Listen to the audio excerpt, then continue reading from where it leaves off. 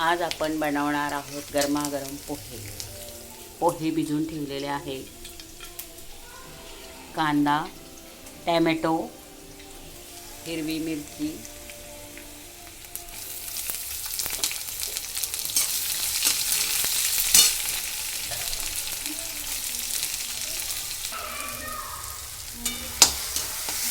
कांदा आणि टॅमॅटो छान परतून घेतलेला आहे. बदामी कलरवर छान परतून घ्यायचं म्हणजे पोहे छान होतात.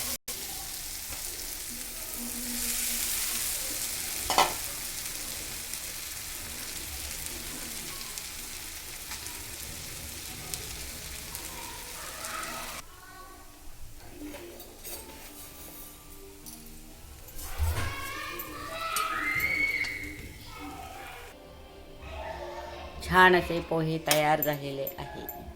थोडीशी कोथिंबीर टाकून घ्यायची आणि खोबऱ्याचा किस.